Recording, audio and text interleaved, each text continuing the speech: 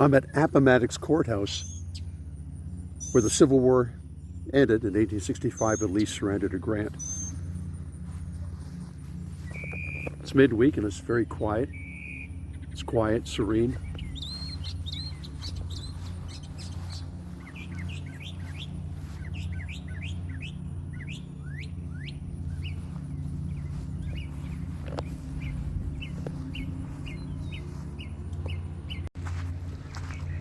Appomattox Courthouse, the whole village has been maintained, restored, just as it was in 1865.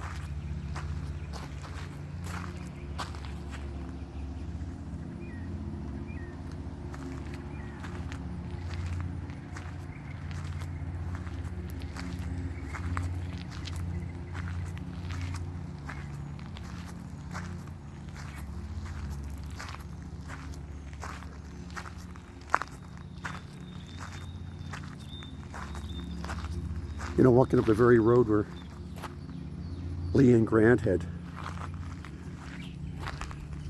eventually traveled and surrendered in the McLean House.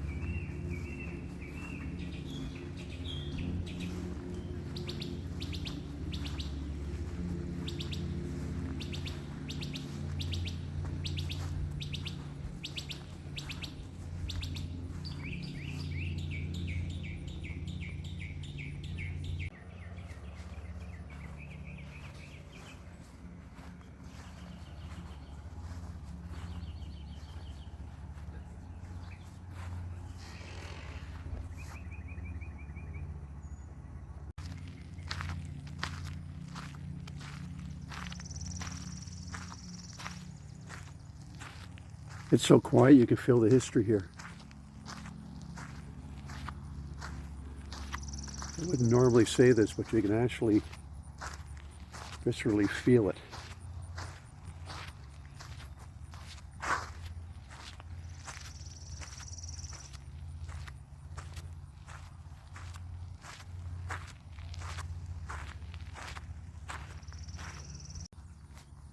In the aftermath of surrender, many of the slaves previously being held prior to the surrender, many settled in this area. And this one here says by 1871, one of the former slaves had purchased their own property and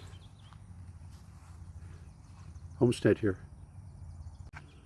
It states that in a surrender ceremony, 20,000 of the Confederates had marched into this area to surrender their arms and get parole to go and rejoin their families after today.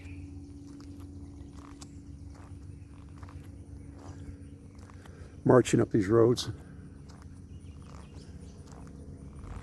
laying down their arms.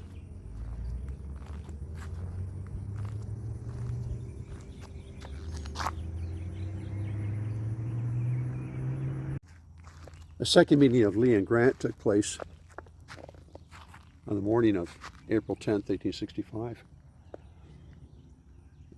Work out the final details of surrender and the parole of men.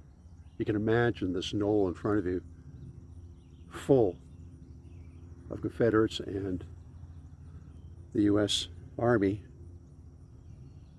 all meeting to work out the details of the surrender and final parole of the men to go home. This is exactly how it looked in 1865.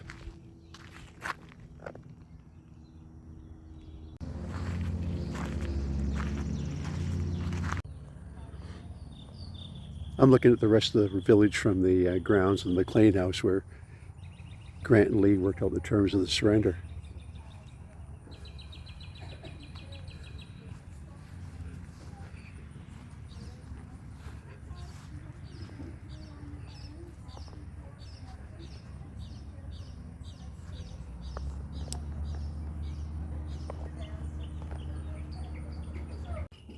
You can picture the road where Lee had rode up with some of his troops and dismounted and got ready for the go in and meet with Grant.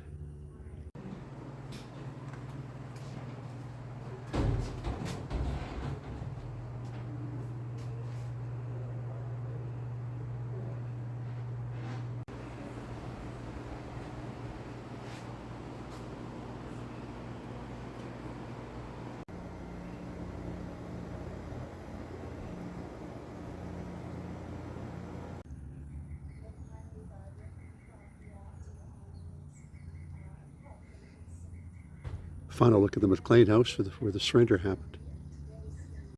You know, some final thoughts. I've been visiting over the years. I've visited a lot of Canadian battlefields overseas.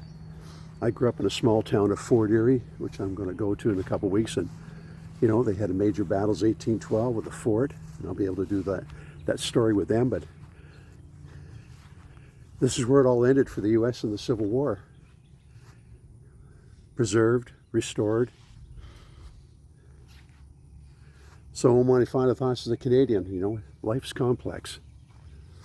You know, they tried to come together 1865 and the struggle still goes on. Canada and the U.S., we just evolved differently. You know, our different laws that came into place. Our culture just evolves. And I'll go in more in depth on that. My own opinion is having grew up close to the border from Fort Erie and Buffalo. Different mindset in the U.S. than we have Canadians. You know, I don't say anybody's any better, any worse. You know, I don't like vilifying any other country.